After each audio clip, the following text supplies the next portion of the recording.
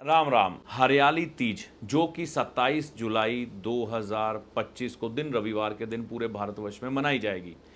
इस दिन यह त्यौहार मनाने से क्या होता है? परिवार में समृद्धि आएगी, धन धान्य बढ़ेगा, व्यापार और नौकरी कभी भी खराब नहीं होती और आपस में प्रेम बना रहता है, समृद्धि बनी रहती है। तो इस वीडियो में जानकारी दी गई है कि इस विशेष दिन पर आपको क्या करना है, कैसे करना है। अगर आप करते हैं तो आपके परिवार में आपको क्या क्या लाभ मिल सकते हैं। तो इस वीडियो को शुरू से अंत तक विस्तार से देखें और जानकारी हासिल करें और अपना जीवन सुखमय बनाएं।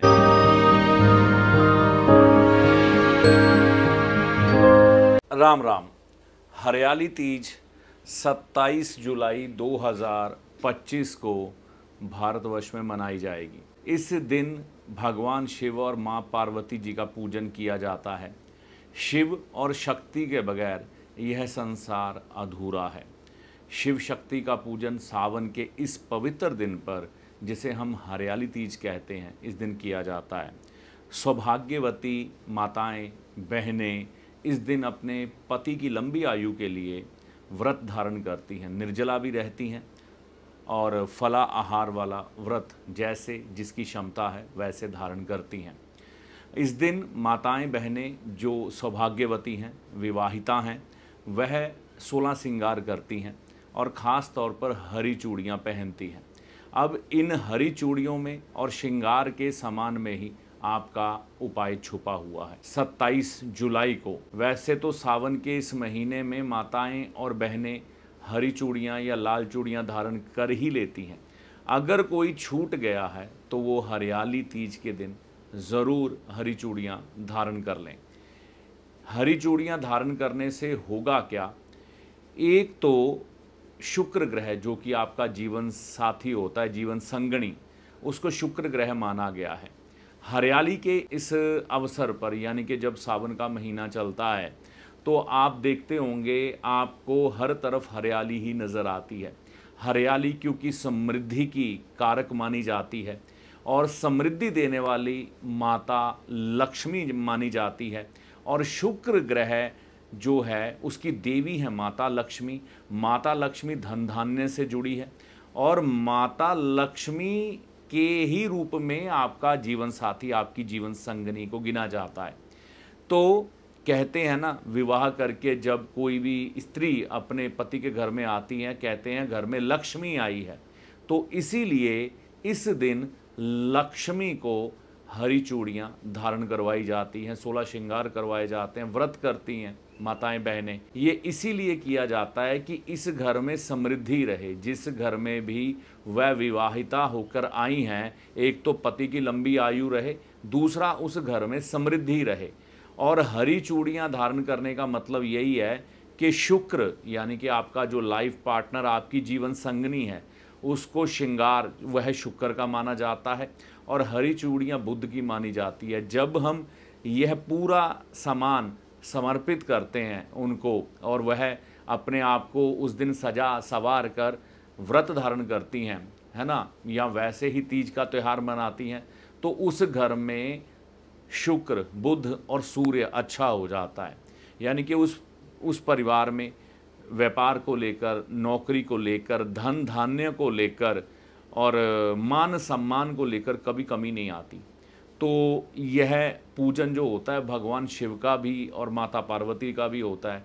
तो यहाँ पर विधि व्रत धारण करने की क्या है, ये हमेशा आपको मंदिर के पुजारी से ही जाननी शुभ रहती है, किसी एस्ट्रोलॉजर या यूट्यूब से नहीं सुननी चाहिए। इस चीज़ का ध्यान रखें। अब जिन्होंने अपनी बेटियां ब्याही हैं, अगर संभव हो सके, जैसा कि हमारे भारत में ये तो कल्चर ही है ना, सावन के महीने में कई माताएं बहनें अपने माता पिता के घर जाती हैं, कुछ समय व्यतीत करती हैं और वहाँ से उनको श्रृंगार का सामान दिया जाता है। चूड़ियाँ भी कई बार चढ़वाई जाती हैं, कई बार पतिदेव भी चूड़ियाँ चढ़वाते हैं। तो माता पिता भी अपने घर की समृद्धि के लिए अपनी बेटी को कम से कम श्रृंगार का सामान और हरी चूड़ियाँ ज़रूर दें, है ना, और साथ में शगुन दें।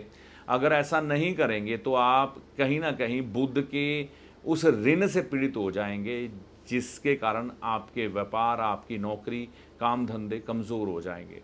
तो यह काम करना ना भूलें। हमारे भारत में ये कल्चर है। राजस्थान में चले जाओ, हरियाणा में चले जाओ, पंजाब तक में यह आप देखेंगे, हिमाचल में भी इस त्यौहार को बड़ी धूमधाम से मनाया जाता है। तो बेटियों को हमेशा झोली भर के ही भेजा जाता है ताकि उनका घर भी भरा रहे और माता पिता का घर भी भरा रहे। तो हरी चूड़ियाँ इस दिन आप मंदिर में भी दे सकते हैं। श्रृंगार का सामान जो अच्छे वाला हो, है ना, वह आप मंदिर में भी दे सकते हैं। माता गौरा को, माता पार्वती जी को अर्पण कर सकते हैं। भगवान शिव को भी आप इस समय में पूजन के तौर पर दूध अर्पित कर सकते हैं। उनको दूध की थैली अर्पित कर दें। तो यह करने से क्या होगा, अब देखो ये माता पिता भी कर सकते हैं, है ना, और जो सौभाग्यवती स्त्रियां वो भी कर सकती हैं ताकि उनके घर में समृद्धि आए। और इस दिन, हरियाली तीज के दिन, आपको कुछ भी हो जाए, आप जितने मर्जी बिजी हो, हरी चूड़ियाँ या लाल चूड़ियाँ धारण करनी ही चाहिए। वैसे हरियाली तीज है, हरी चूड़ियाँ ही चलेंगी, लेकिन साथ में आपको संवरना ज़रूर है। चाहे सिंपल मेकअप आप करो जो कि बहुत साधारण हो दिखने में, लेकिन एक खूबसूरती को दर्शाए आपकी। श्रृंगार होना, लालिमा होना और हरे रंग का वस्त्र धारण करना। अब कई लोगों का बुध खराब होता है तो उनको वैसे मना किया जाता है, लेकिन हरियाली तीज के दिन आप माता पार्वती जी का, माता दुर्गा जी का नाम लेके ये धारण करें, कोई समस्या नहीं आएगी उन पर विश्वास करके, ठीक है ना। तो यह त्यौहार अगर आप मनाते हैं, है ना, और चूड़ियाँ और श्रृंगार का सामान खुद यूज़ करते हैं, अपनी बेटी को देते हैं या पति अपनी पत्नी को देता है, तो घर में सुख समृद्धि धन धान्य बढ़िया आता है। ये छोटे छोटे उपाय हर एक अंतर पर दिन त्यौहार के रूप में हमारी सनातन सभ्यता में है। इसे मनाइए, समृद्धि पाइए। इससे आपके घर में कभी भी किसी प्रकार का भी हमारे शास्त्रों के अनुसार कष्ट नहीं आता। धन धान्य बढ़ता है और परिवार में समृद्धि आती है, आपस में प्रेम बढ़ता है और जीवन सुखमय होता है। तो इस वीडियो में दी गई जानकारी अगर आपको अच्छी लगी हो तो चैनल को सब्सक्राइब करके जाइएगा।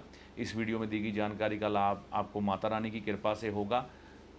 जय माता दी। ज्योतिषी आपका सलाहकार है जो आपको भले और बुरे समय का ज्ञान देता है, ना कि कोई चमत्कारी बाबा जो छड़ी घुमाकर आपको माला माल कर देगा, धनवान बना देगा, या कोई जादूगर जो छलावे में डालकर भ्रम की स्थिति पैदा कर कर आपके भाग्य को बदल देगा।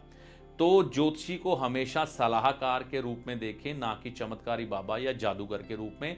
ऐसा नहीं होता।